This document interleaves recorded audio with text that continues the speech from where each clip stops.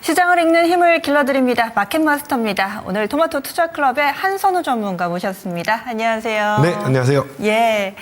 한 주 동안의 흐름을 좀 정리를 해보고 또 앞으로의 한 주를 내다보는 그런 시간인데요. 오늘은 오전장, 오후장이 완전히 달라졌잖아요. 네. 그리고 또 이렇게 예측할 수 없는 변수가 장중에 계속 나와서 잘 나와주셨습니다.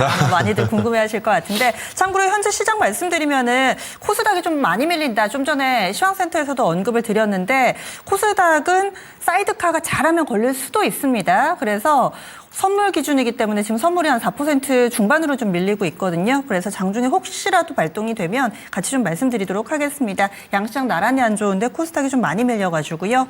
그러면 첫 번째로 이 한 주를 되돌아봤을 때 가장 좀 핵심적인 이슈가 뭐였을까 생각을 해보니까 케빈 워시호가 그렇죠. 드디어 네. 이제 베일을 벗었습니다. 네. 그런데 뭔가 좀 트럼프가 임명을 했으니까 비둘기겠지 했는데 아니었어요. 네, 다소 좀 맞아요. 매파적인 모습에다가 이전과는 달라진 양상인데 어떻게 좀 인식을 하시고 앞으로 또 이 FOMC, 이 미국의 금리 변수는 어떻게 좀 대응을 해봐야 될까요? 네, 맞습니다. 케빈 워시 의장이 조금 더 좀 긍정적인 메시지를 전달해 줬다라면 이번 주에 증시가 상당히 좀 안정적이고 좋았을 텐데 아무래도 조금 인플레이션을 잡겠다는 목표가 확고하게 좀 드러났던 것 같아요. 그러다 보니까 시장에서 반응하기는 인플레이션을 잡기 위해서는 당연히 금리 인상 이 부분이 필요하기 때문에 조금은 인상의 기류로 가는 거 아니야? 긴축을 서두르는 거 아니야? 이런 조금 불협화음이 좀 퍼지면서 증시 전반적으로는 성장주에 대한 매력이 조금은 떨어지고 있는 상황이 아닐까 그렇게 볼 수가 있는데요. 아무래도 지금 현재는 바로 매파적인 스탠스 이런 부분들은 당연히 지금 상황을 빗대어서 이야기를 하다 보니까 당연히 이 케빈 워시도 너무 긍정적인 이야기만 지금은 절대 할 수 없다라고 생각합니다.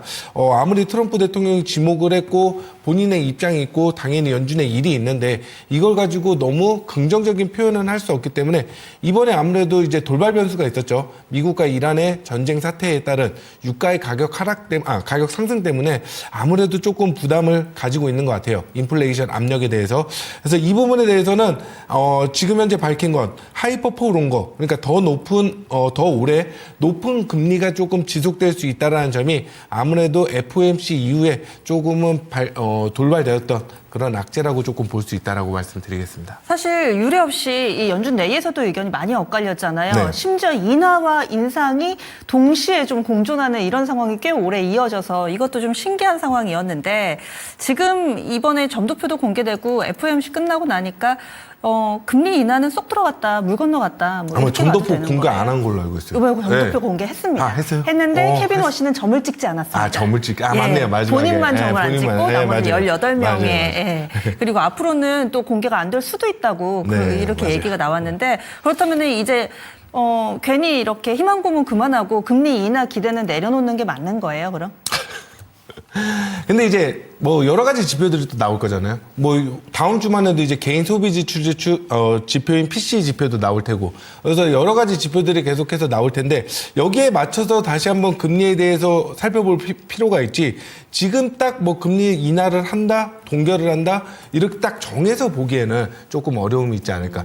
근데 이제 금리 인하에 대한 기대감이 조금 있었던 시장이었는데 그 부분이 조금 줄어들면서 지금 현재 성장주 위주로 조정세가 어제 오늘 조금 급격하게 더 진행되고 있다라는 점. 거기다가 오늘 장중에 조금 미국과 이란 네. 이 사태에 따른 또 협의안이 또 발생이 안 되면서 네. 조금은 악재의 요소를 좀 받고 있지 않나 그렇게 말씀드리겠네요. 그래서 저희가 두 번째로 바로 넘어가 볼 거예요. 사실 뭐 지금 금리다, 뭐 워시오다 이런 거 귀에 안 들어오실 테고 저희 두 번째 준비한 이슈가 바로 이겁니다.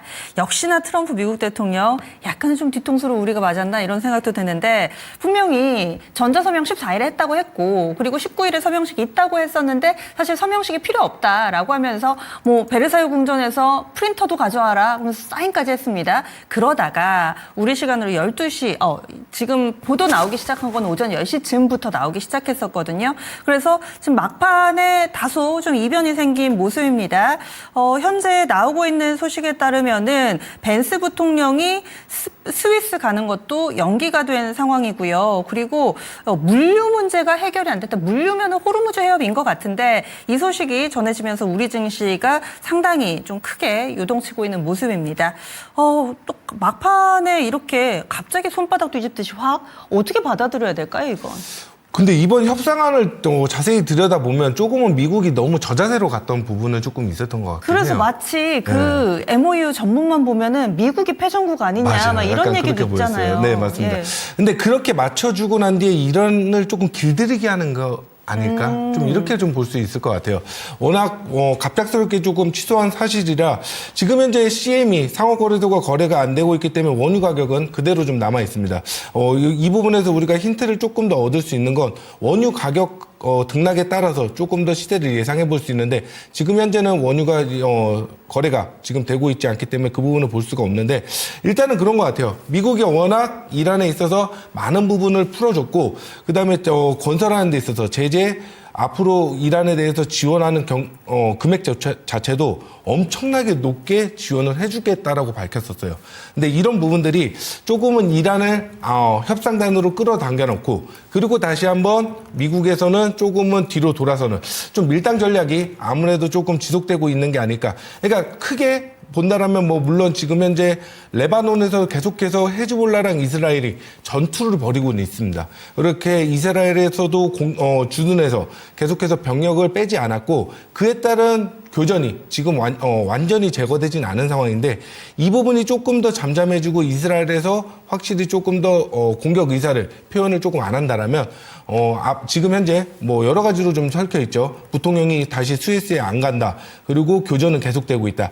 이런 부분들이 이번 주말에 조금 더 이슈거리로 다가오면서 아마 입장 표현을 다시 할 거라고 예상해 볼 수 있습니다. 그래서 지금까지는 조금 좋지 못한 소식들이 조금 중첩되어 있다. 이렇게 말씀드릴 수가 있겠네요. 그런데 타이밍이 좀 그렇지 않아요? 네. 오늘 미국 휴장이잖아요. 네, 그리고 휴장이죠. 또 아시아 증시도 우리나라랑 일본만 진행이 되고 있어가지고 보면 트럼프 미국 대통령이 꼭 쉴 때 네. 주말에 이렇게 한 방 빵 터뜨리고 이 미국은 어찌 보면 지금부터가 이제 연휴에 들어간 거나 마찬가지잖아요. 그렇죠. 네. 그래서 이 당신들 이 미국 증시 안 열릴 때 폭탄을 터뜨리고 그리고 나서 미국 증시 열리기 전쯤에 수습하지 않을까? 수습하죠. 그런 이런 경우가 생각도- 너무 많았어요. 사실. 그러니까요. 네, 진짜 너무 많았어요. 예. 그래서 근데 이거- 뭐 사실 네. 우리나라를 겨냥해서 그랬다 이렇게 보기는 조금 어렵지만 뭐 우리나라가 그- 빠지라고 겨냥한 건 아니지만 그렇죠. 뭔가 네. 흔들고 싶은데 공교롭게도. 당신들이 영향을 안 받는 타이밍은 맞잖아요. 그렇죠. 그건 맞아요. 네. 네.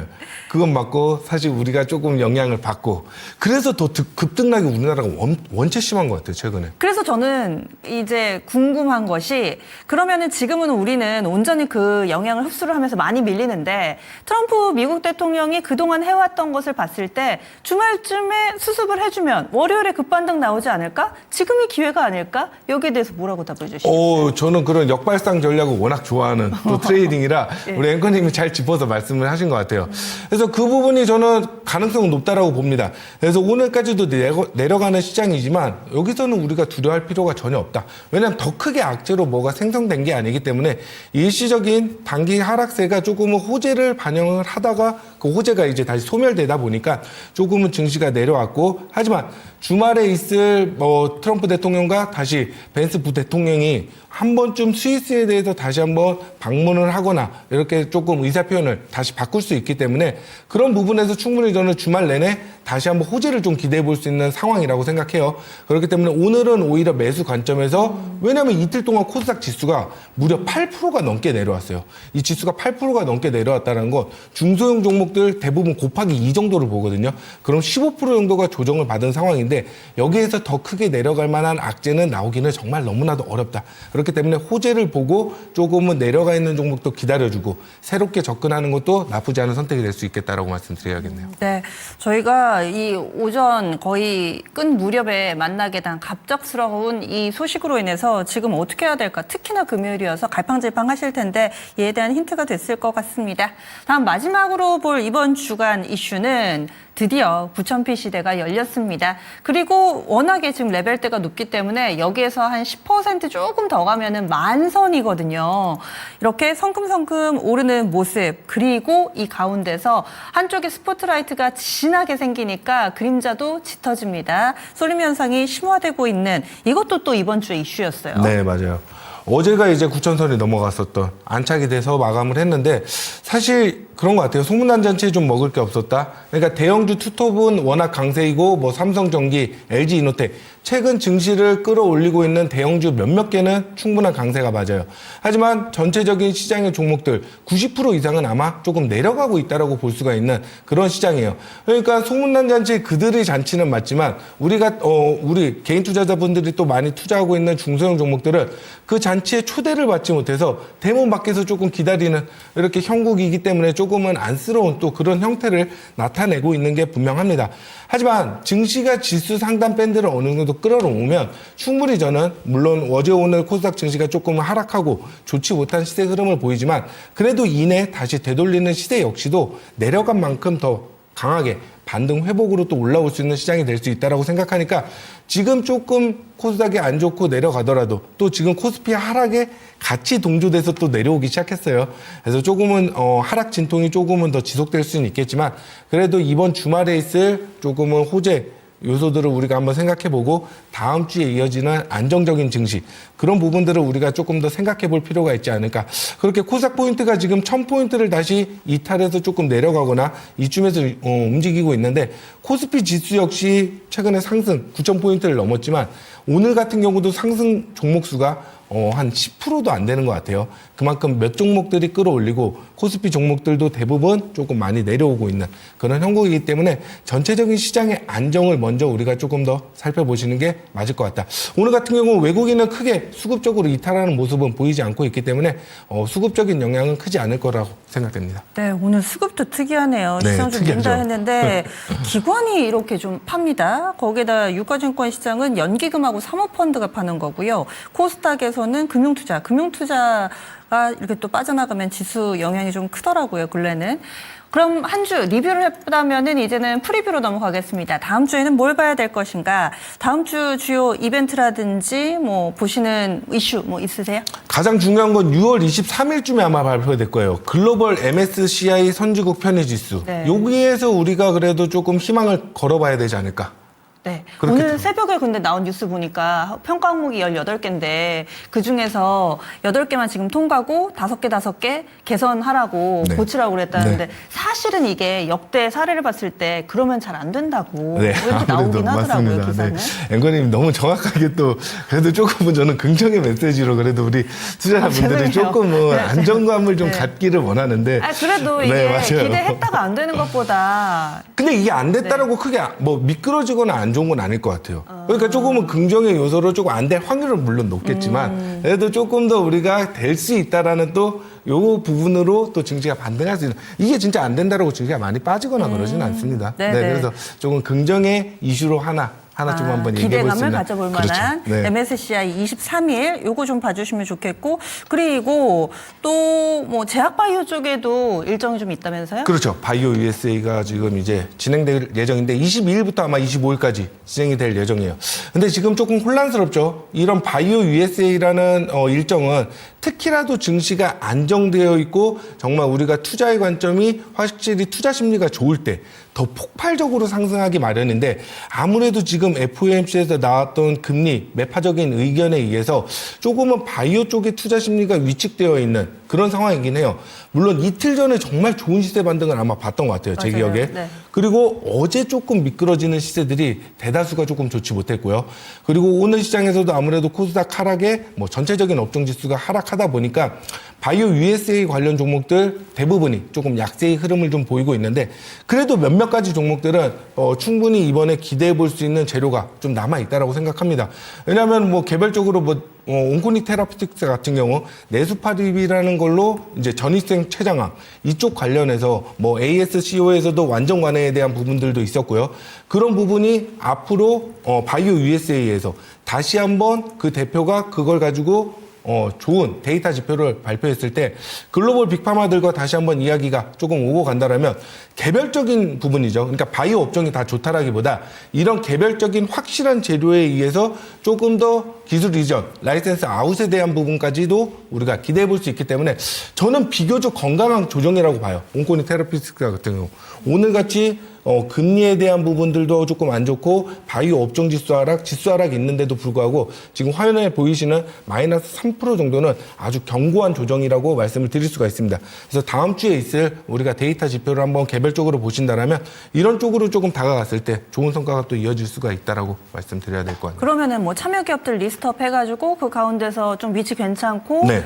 좀 기대할 만한 발표가 있는 업체들 위주로는 그 일정 전에 좀 매수를 했다가 이슈 플레이가 가능하다. 뭐 이렇게 받아들여도 될까요? 사실 원래 예전 같은 경우 정말 이 일정에 앞두고 그 이슈 플레이가 정말 너무 좋았는데 지금은 사실 그 부분이 과격하게 평가는 안 될 것 같아요. 기대감에 올라가는 건 좀 어렵다. 그렇지만은 정말 발표 내용이 좋았을 때는 그러니까 ASCO에서도 이번에 온코니 테라피틱스가 상당히 집중받았던 거는 진짜 이 전이성 췌장암에 대해서 이 완전관해가 정말 없었던 사례이기도 하고 그다음 40개월 이상 생존을 했어요. 그래서 이런 부분들이 정말 괜찮은 지표로 다가왔고 그다음 객관적 반응률에서도 상당히 좋은 지표를 발표하면서 어느 정도 글로벌 빅파마들에서 집중도를 받았는데 이런 부분들이 조금은 미팅 일정에 따라서 좋은 소식으로도 좀 전개될 수 있는 그런 개별적인 호재가 좀 기대될 수 있는 네, 알겠습니다. 네, 맞습니다. 그래서 제약바이오 쪽에서 바이오 USA 보자 얘기해 주셨고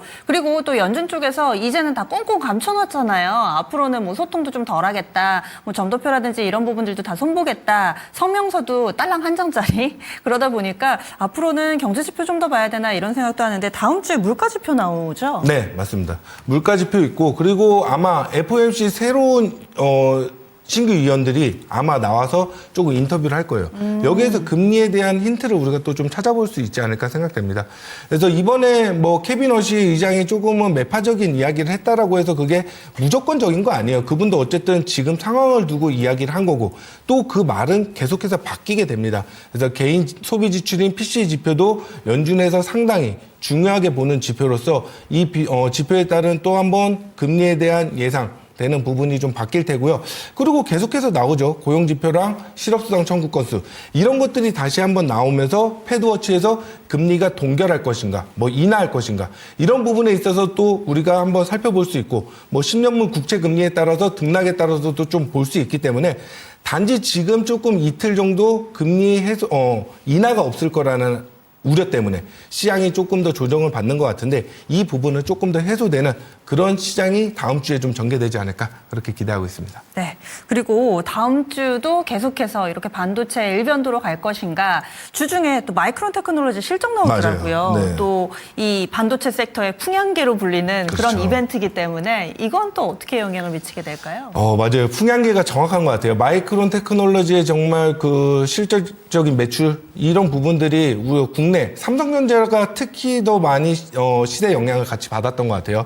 근데 지금은 조금은 따로 노는 경향은 있죠. 아무래도 삼성전자가 워낙 하이닉스와 투톱을 이루면서 강하게 시세 분출하고 있는데 그렇다라고 해도 우리가 마이크론 테크놀로지의 실적 충분히 집중해서 보셔야 될 것 같아요. 왜냐하면 그 이후에 발표되는 부분들까지도 상당히 이제 증시에서 영향이 조금 미치기 때문에 근데 지금 최근에 시장을 보면 모르겠어요. 저는 아직도 반도체 쪽은 더 상승될 여력이 좀 높다라고 보고 있습니다. 그래서 이번 실적은 당연히 좋을 거라고 예상되는 건 맞고 그 뒤에 있을 만한 모멘텀 이슈들도 저는 충분히 조금 더 끌어올리는 그렇기 때문에 우리가 중소형 반도체 쪽도 더 살펴보셔야 되는 그런 투자 관점으로 좀 읽고 있습니다. 네, 알겠습니다. 이런 전체적인 일정에 대해서도 물론 경계할 부분도 알려주시는데요. 대체적으로 지금 보니까 제가 두 번째 뵙는데 긍정맨이세요. 그럼요. 예, 긍정적인 그래야죠. 마인드로 시장 참여를 하면서 이걸 어떻게 하면 더 좋게 활용을 할까 그 생각을 계속 해주시는데 또 마이크론 테크놀로지 실적, PC, 그리고 바이오 USA 등등 여러 가지 다음 주 일정이 있습니다. 그렇다면은 이 부분을 좀 감안해서 다음 주 투자 전략을 세워봐야 될 텐데 반도체가 계속 간다. 그러면 코스닥의 왕따 현상은 다음 주도 이어진다. 이렇게 봐야 되는 거예요? 아니죠. 코스닥에도 너무나도 좋은 시세 흐름을 같이 보였던 반도체 종목들이 꽤 많았죠. 그쪽은 소부장도. 괜찮을 거다. 저는 왜냐면 어제 마감할 때도 물론 오늘은 증시가 워낙 내려가니까 조금 하락하지만 최근에 진짜 코스닥 반도체 대장주는 누가 뭐래도 제가 보기엔 PSK예요. PSK의 상승 오늘 아침에 프리마켓에서 시세 상승도 상당히 좋았습니다. 그래서 어느 정도 고가 랠리가 물론 오늘은 시장의 눌림에 조금 내려왔지만 다시 한번 상승 흐름을 가진다라면 중소형 반도체 쪽은 그래도 보증 수표가 조금 되어 있는, 그러니까 확실하게 하단부를 좀 잡아주는 그런 수급들이 유입되어 있다라고 좀 말씀을 드릴 수가 있을 이게 것 참 같아요. 어려운 게요. PSK 화면에도 나가는데 네. 이 종목은 5일선도 안 깨요. 네, 차트가 거의 맞아요. 흔들리는 게 없이 정말 이렇게 안정적이고 편안할 수가 없어요. 그런데 뭐 지금 제가 종목을 콕 집어서 말씀드리긴 사실 그렇긴 한데 뭐 현재 시세니까 말씀드릴게요. 뭐 주성 엔지니어링이라든지 그렇죠. 좀 네. 변동성이 큰 그런 소부장이 있습니다. 원익 IPS도 우상향이 이기는 한데 변동성이 크게 좀 나오다 보니까 반도체 소부장 내에서도 편안한 종목, 그렇지 못한 종목 이렇게 좀 나눠져 있어요. 이거는 어떻게 봐야 되는 건가요? 그렇죠. 주성 엔지니어링 참, 이게 코스닥 아마 1위일 거예요. 반도체 쪽, 소부장 쪽에서는 아마 시가총액이. 근데 이제 주성 엔지니어링 같은 경우 1분기에 어닝 쇼크가 있었죠.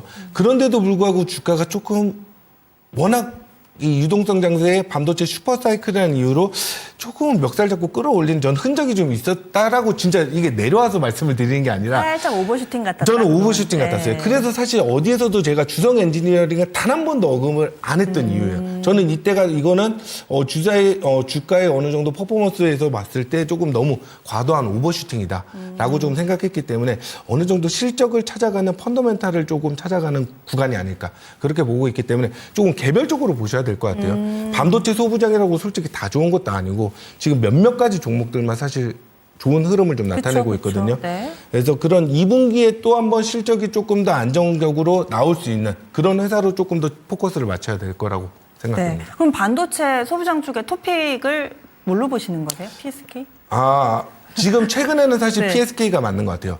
왜냐하면 PSK가 워낙 2분기 실적도 긍정적으로 기대가 되고 그리고 최근에 있었던 바벨레처 그러니까 램 리서치의 바벨레처 소송에서도 승소를 했고 그런 부분들이 향후 전망까지도 좋고 2분기 실적도 좋았기 때문에 좋을 거라고 예상되기 때문에 PSK가 5일선을 잘 유지하면서 상승하는 흐름 형태를 좀 나타내고 있다라고 볼 수 있고 그렇게 본다면 오늘 제가 준비한 종목도 어제 제가 저녁 방송에서 말씀드렸던 종목인데 또 한 번 네. 가져왔어요. 워낙 들어갈 게 없어서.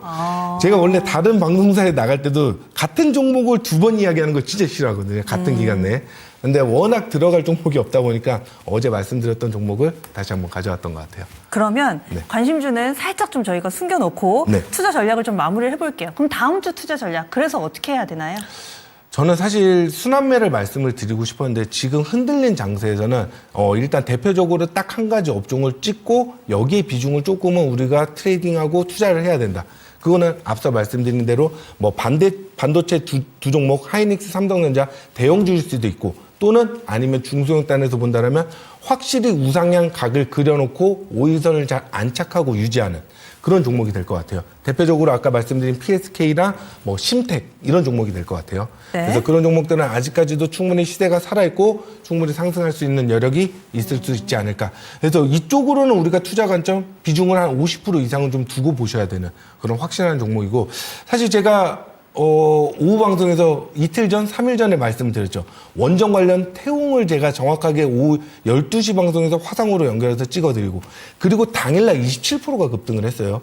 그리고 다음날 추가 상승을 보이면서 30%가 넘게 단기적으로 올라왔었는데 그러한 시세가 충분히 나올 수 있는 건 시장이 온전히 좋을 때 순환매 랠리를 보일 텐데 지금은 원전 쪽도 조금 부러지는 걸 봐서는 저는 반도체 쪽을 일단 1번으로 좀 보는 게 가장 좋은 투자 전략이 될 거라고 생각됩니다. 여전히 제일 안전한 쪽에 몸을 네. 좀 담고 있자 얘기를 해주시네요. 다음 주도 전략에 큰 변화는 없을 것 같습니다. 반도체에 계속 집중하는 전략. 그렇다면은 좀 전에 꽁꽁 숨겨놨던 그 종목 방송에서 이미 또 한 차례 소개를 해주셨다고 하는데 네. 이 종목 어떤 건가요? 일단 종목명은 샘 CNS라는 종목이에요. 어제 저녁 방송 오후 10시에 했던 방송에서 제가 말씀을 드렸던 회사인데요.